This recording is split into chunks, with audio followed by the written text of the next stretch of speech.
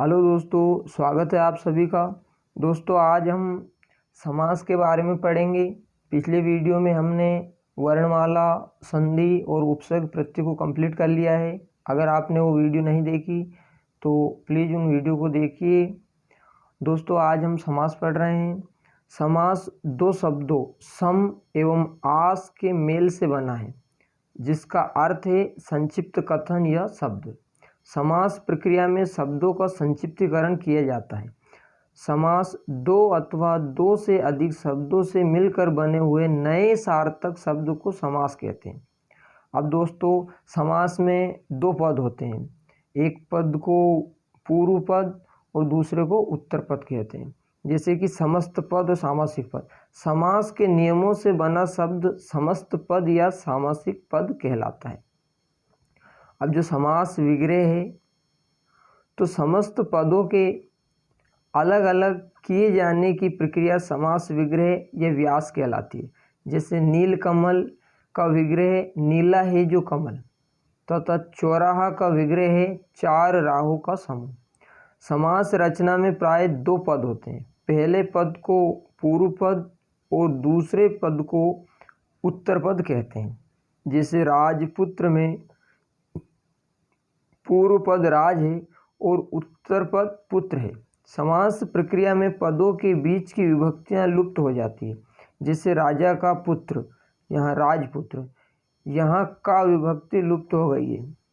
इसके अलावा कई शब्दों में कुछ विकार भी आ जाता है, जैसे काठ की पुतली कठपुतली, काठ के का क बन जाना, घोड़े का सवार घुड़सवार, घोड़े के घो का घु बन जाना। अब दोस्तों समास के भेद देखते हैं। तो समास के 6 मुख्य भेद हैं। पहला अव्ययी भाव समास, दूसरा तत्पुरुष समास, तीसरा कर्मधारय समास, चौथा द्विगु समास, पांचवा द्वंद्व समास और छठा बहुब्रीहि समास। पदों की प्रधानता के आधार पर वर्गीकरण। पूर्व पद प्रधान अव्ययी भाव समास में होता है दोस्तों। उत्तर पद प्रधान तत्पुरुष कर्मधारय और द्विगु में होता है। दोनों पद प्रधान द्वंद्व में होता है और दोनों पद अप्रधान बहुब्रीहि में होता है। बहुब्रीहि जो समास है इसमें कोई तीसरा अर्थ प्रधान होता है। दोस्तों अब हम अव्ययी भाव समास के बारे में पढ़ते हैं। तो अव्ययी भाव समास की सबसे पहले हम परिभाषा और पहचान पढ़ते हैं। जिस समास का पहला पद यानी कि पूर्व पद अव्यय तथा प्रधान हो उसे अव्ययी भाव समास कहते हैं। और इसकी पहचान क्या है दोस्तों? पहला पद में अनु, आ, प्रति, भर, यथा, यावत, हर आदि होता है। दोस्तों अव्ययी भाव समास की एक और पहचान है कि इसमें पहले उपसर्ग होता है, मतलब पूर्व पद इसका उपसर्ग होता है। अब इसके कुछ उदाहरण देखते हैं दोस्तों। जैसे कि ये समस्त पद है प्रतिदिन, इसका विग्रह है प्रत्येक दिन। दोस्तों इसमें प्रति जो अवयव है पूर्व पद है ये एक उपसर्ग भी है और उत्तर पद है दिन, तो प्रतिदिन का विग्रह क्या होगा? प्रत्येक दिन। दूसरा है आजन्म, विग्रह है इसका जन्म से लेकर, अवयव आ और उत्तर पद है जन्म। यथासंभव, जैसा संभव हो। दोस्तों इस प्रकार से हम डायरेक्ट अब समस्त पद और इनका विग्रह पढ़ेंगे। तो देखते हैं।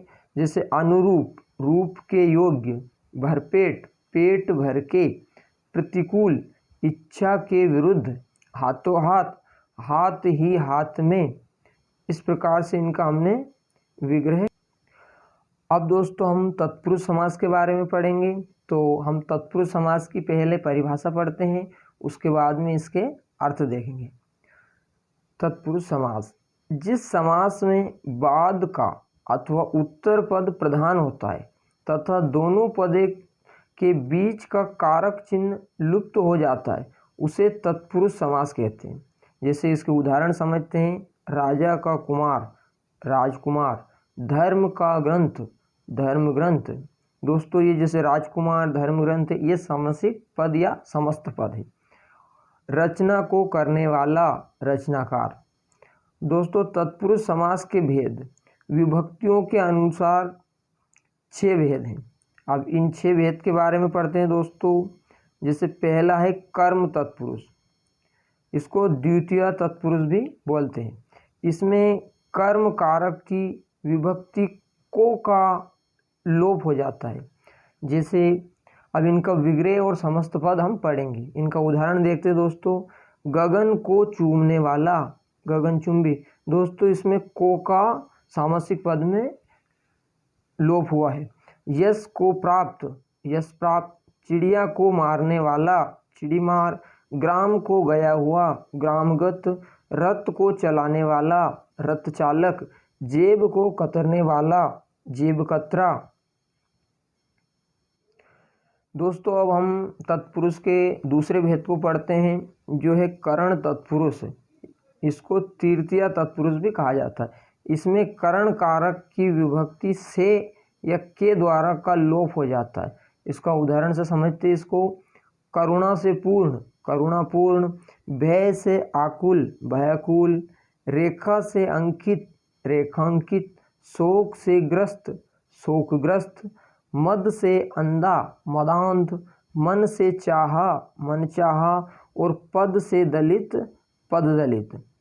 इस प्रकार से दोस्तों इसमें के द्वारा और से का लोप हो जाता है। आगे देखते हैं।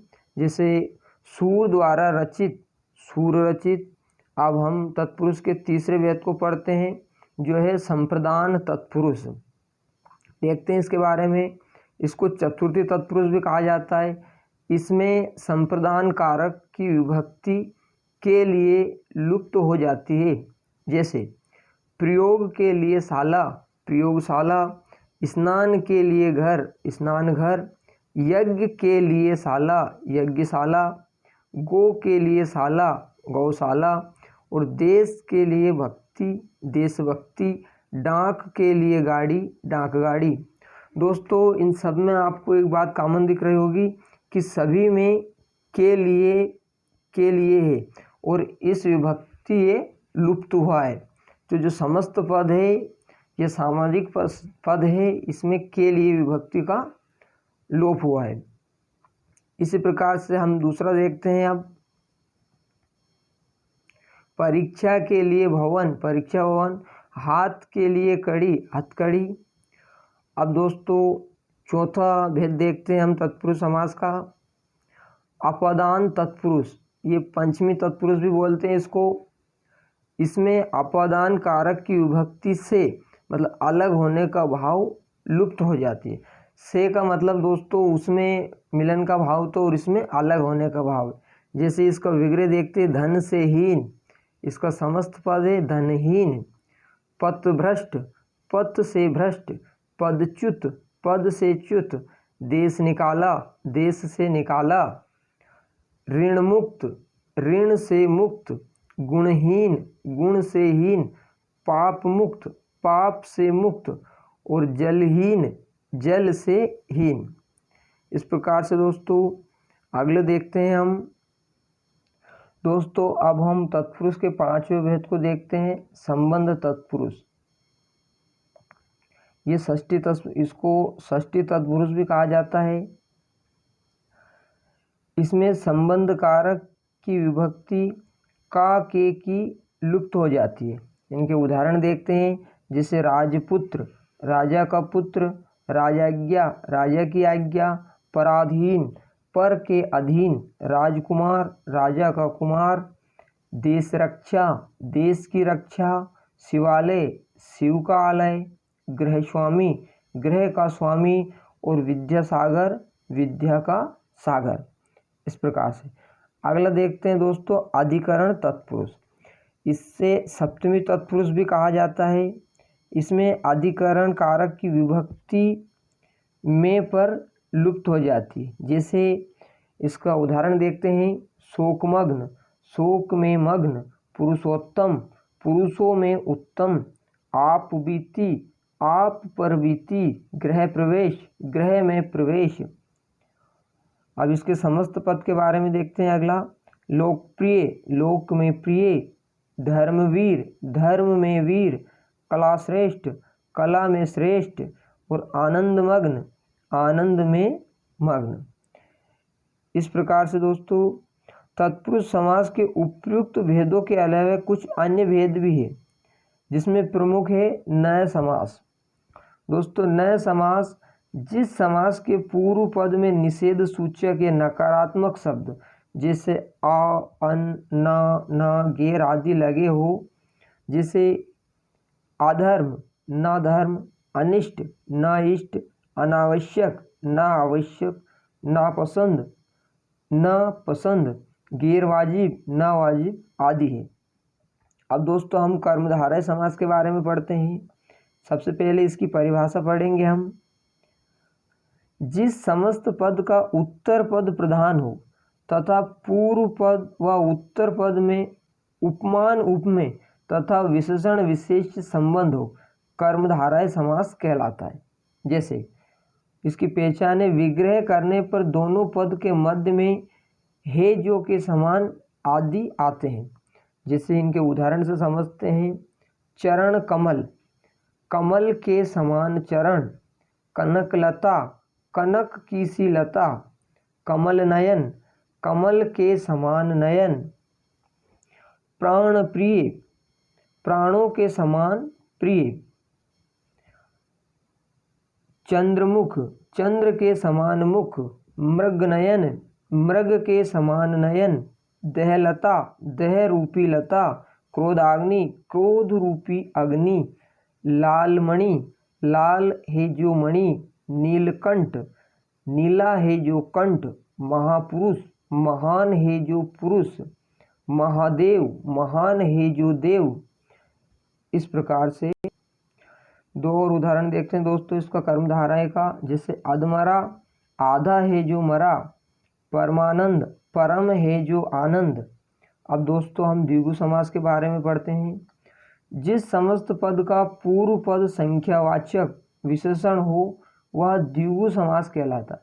इसमें समूह या समाहार का ज्ञान होता है। अब इसके उदाहरण देखते हैं।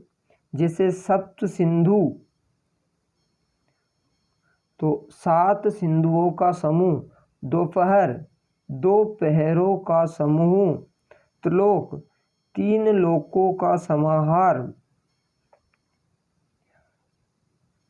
चिराहा, 4 राहों का समूह। नवरात्र, 9 रात्रियों का समूह। सप्तऋषि, 7 ऋषियों का समूह। पंचमढ़ी, 5 मड़ियों का समूह। सप्ताह, 7 दिनों का समूह। त्रिकोण, 3 कोणों का समाहार। और तिरंगा, 3 रंगों का समूह। अब दोस्तों हम द्वंद्व समास के बारे में पढ़ते हैं। तो द्वंद्व समास की सबसे पहले परिभाषा पढ़ते हैं कि जिस समस्त पद के दोनों पद प्रधान तथा विग्रह करने पर और अथवा या एवं लगता है वह द्वंद्व समास कहलाता है। जैसे उदाहरण देखते हैं। दोनों पदों के बीच प्राय योजक चिन्ह का प्रयोग होता है। इसकी एक और पहचान है दोस्तों कि इनके दोनों पदों के बीच में योजक चिन्ह का प्रयोग होता है। अब जैसे कि उदाहरण देखते हैं कि नदी नाले, तो नदी और नाले। पाप पुण्य, पाप और पुण्य। देखो इसमें नदी नाले में भी योजक चिन्ह लगा हुआ है। जैसे सुख दुख, सुख और दुख। राजा प्रजा, राजा और प्रजा। नर नारी, नर और नारी। खरा खोटा, खरा और खोटा। आगे देखते हैं जैसे गुण दोष, गुण और दोष। देश विदेश, देश और विदेश। ऊंच नीच, ऊंचा या नीचे। आगे पीछे, आगे और पीछे। राधा और कृष्ण, राधा कृष्ण। ठंडा या गरम, ठंडा गरम। छल और कपट, छल कपट। अपना और पराया, अपना पराया। दोस्तों हम अब बहुब्रीहि समास के बारे में पढ़ेंगे। तो हम सबसे पहले इसकी परिभाषा देखेंगे, फिर इसके उदाहरण के बारे में समझेंगे।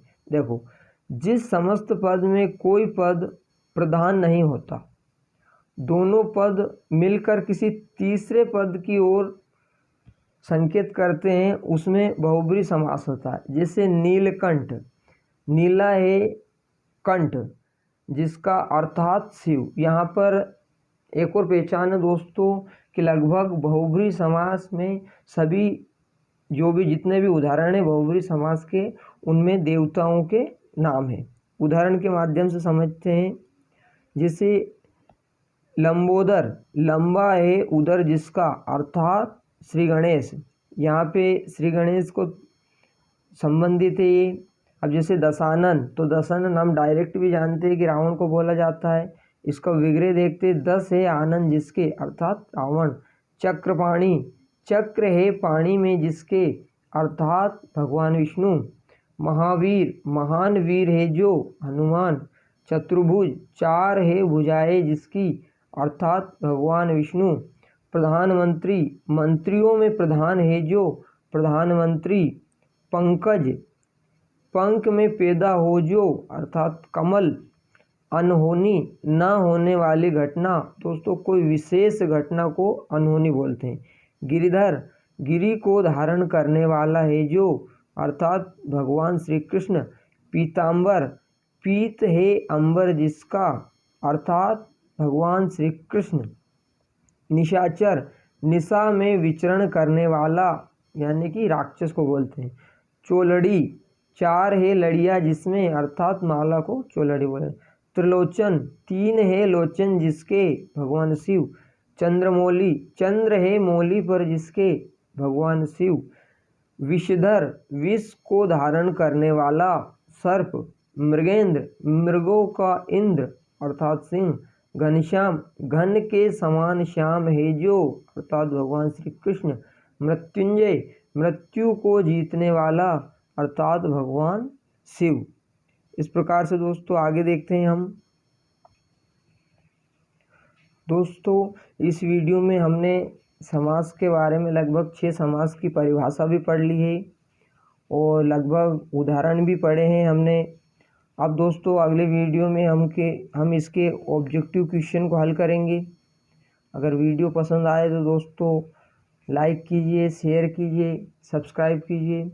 धन्यवाद दोस्तों, थैंक यू।